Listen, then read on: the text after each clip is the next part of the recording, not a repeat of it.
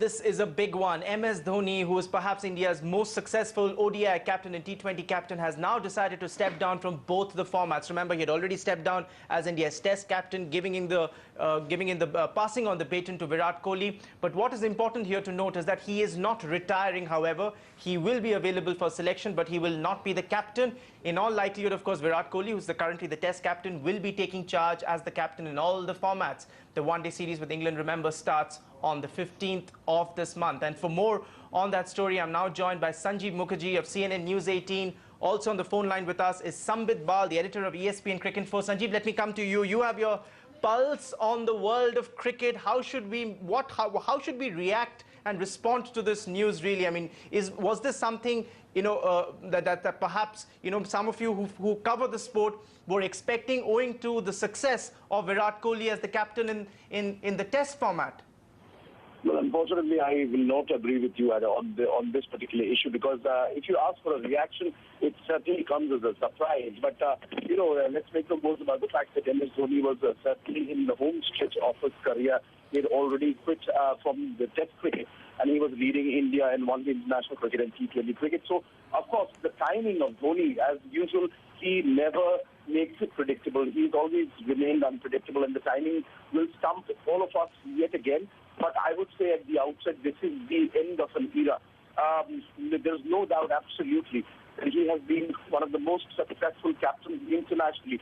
Not only the fact that he's one of the most successful captains for India of all time, but if you look at his record internationally, his record as a one-day captain, as an ODI captain, is second only to that of Ricky Ponting. He's played the maximum number of matches, even as a sequence international captain. He figures right there at the top. His record is he's won more than 100, close to 110 games out of the 199 which he has captained India and the ODI. He's got an incredible record. He's won India a World Cup. He's won a T20 World Cup when he was handed the captaincy. So in all more ways than one, he certainly will go down as one of the all-time greats of Indian cricket and also international cricket. No, indeed he will. Yeah. But let me Sambit, how do you read this? How do you... Yes, Sanjeev, just hang in. Sambit, if you could also come in. I mean, how should we read this? Clearly, without a doubt, as Sanjeev rightly said, he is without a doubt India's most successful ODI captain, and not just in India, but even globally. Like, he's next only to Ricky Ponting. But, the timing, considering the fact that India has just trumped, England 4-0, it is bound to open up sort of a can of conspiracy theories. Sambit, what's your take? I don't think we should be reading too much into it. I think it's the right decision. Of course, it was a surprise because Dhoni always keeps his cards close to his chest. But it's the right decision, both for him as a player and for the team. You don't really need two leaders in Indian cricket. You don't need players get confusing signals.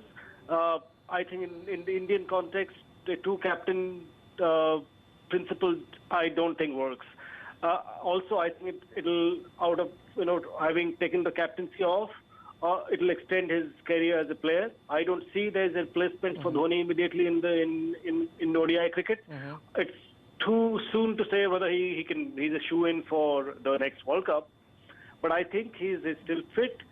He's not that old. It's not out of question that it could extend his career.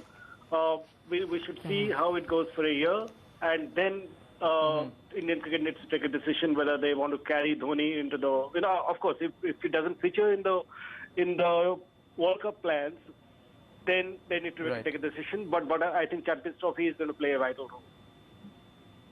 Right. Hang in there, Sambit. Ayaz Memon also joins us on the phone line. Ayaz, I mean, so Sambit is saying that, perhaps two captains may not work. And perhaps, BCCI or maybe even Dhoni felt that, there should be one leader. And this is, of course, an approach which is very different from what we see, perhaps in South Africa, where you've got, where you've had, different captains. Till very recently, you had Hashim Amla, who was the captain for Test team, and then you've got, Faf du Plessis, who was the captain for the, for one-dayers. Australia had also, sort of excelled with Steve Waugh being the captain, for the Test side, and Ricky Ponting as the captain of the ODI team. Why do you think, that there is a feeling that, that such an approach may not work in an India context?